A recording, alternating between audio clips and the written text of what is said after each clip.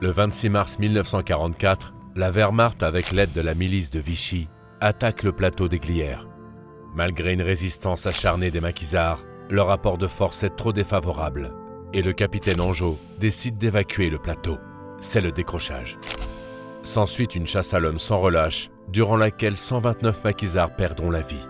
Mais une majorité des combattants des Glières ont survécu et ils n'ont pas l'intention d'attendre la fin de la guerre, les bras croisés.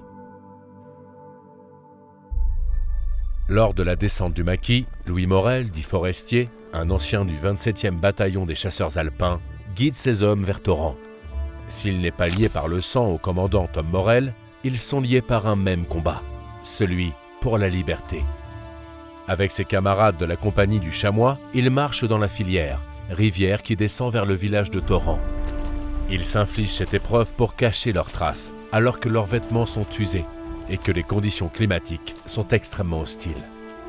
Mais cette ruse leur permet de passer inaperçus, car lui et ses hommes connaissent parfaitement les lieux. Dans leur rang se trouve Pierre Bévillard, qui les mène au moulin de sa famille. Ce lieu est bien connu des maquisards, car c'est une plaque tournante de la Résistance. Victoire Bévillard recevra même la médaille de la Résistance après la guerre. Ils vont pouvoir se séparer et être cachés le temps que les choses s'apaisent. Une partie restera au moulin Bévillard, l'autre ira dans la ferme des Métrales Beaufort, à Aviernoz. Ce domaine abritera une vingtaine de maquisards. Leur famille avait déjà participé au ravitaillement du maquis, notamment en envoyant leur fils André parcourir à pied les 40 km aller-retour qui les séparent du plateau avec des vivres. Maintenant, c'est sa sœur Régine qui est envoyée pour guetter les environs, afin de laisser le temps aux rescapés de se reposer. Mais dès début avril, Louis Morel reprend contact avec les hommes de sa compagnie et les rassemble dans la vallée d'Usillon. Il retourne sur le plateau pour récupérer les armes restées cachées, comme ici, à l'intérieur de la grotte de l'Adio. Petit à petit, pendant le mois de mai, ils reprennent leur activité de résistance. Expédition contre les commissariats pour récupérer les lettres de dénonciation, embuscade contre l'occupant et même des déraillements de train.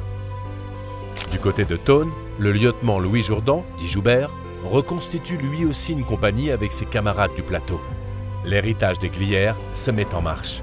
La présence des résistants devient un tel problème que le chef de la milice rapporte à ses supérieurs que « Pour ce qui est du maquis en Haute-Savoie, je tiens à signaler que la situation est actuellement pire qu'avant les opérations. » Le vent tourne dans toute la France quand le 6 juin les Alliés débarquent en Normandie. Tous les résistants sont rassemblés autour de la même bannière, les FFI, Forces françaises de l'intérieur. Et en Haute-Savoie, ils sont prêts à agir, galvanisés par Radio Londres. Honneur et patrie. Allô, allô, maquis de la Haute-Savoie. La bataille des Glières n'a pas été livrée uniquement par les armes, mais aussi par les ondes. Maurice Schumann, le porte-parole des Français libres à la BBC, délivre des messages codés pour prévenir les résistants des parachutages. Il informe aussi les Français des événements. Il parle longtemps de la lutte des Glières, et on peut imaginer la fierté des hommes assiégés sur ce plateau enneigé, entendre la radio de Londres vanter leurs exploits. Après le décrochage, Schumann n'hésite pas à parler d'eux comme les héros des Glières, qui ont démontré que Vichy n'avait d'autre armée et d'autre police que celle de l'ennemi. La guerre psychologique se diffuse par des exagérations des deux côtés. Philippe Henriot, porte-parole de la propagande allemande à la radio Paris, parle lui, dans un discours qu'il fait depuis le village de Torrent, au pied du plateau, de lâches abandonnés par leur chef. Il ment en disant émettre depuis le village où il était bel et bien passé plus tôt dans la journée, mais parle en fait depuis Annecy. Ce mensonge fait de Torrent le symbole de la défaite des hommes des Glières pour la propagande vichiste. Ces calomnies n'atteignent pas nos maquisards, qui ne comptent pas abandonner le combat. Et c'est encore une fois la Radio Londres qui annonce pour le 14 juillet un défilé des maquisards à Torrent. Défilé prévu par la Résistance en réponse aux mensonges de Henriot. Ils vont prouver qu'ils ne sont pas les lâches décrits par la propagande vichiste. À partir de ces événements, la Résistance considère Torrent comme libéré car dès lors, aucun milicien ni aucun soldat du Troisième Reich ne pénétrera plus dans le village. Le 1er août 1944, c'est en pleine journée que 3000 hommes remonteront sur le plateau des Glières au départ de Torrent pour récupérer un nouveau parachutage. Cette fois-ci, des B-17, surnommés les forteresses volantes, escortés par des avions de chasse, parachutent sur le plateau 150 tonnes d'armes. La résistance savoyarde a maintenant toutes les armes dont elle a besoin pour changer le cours des événements.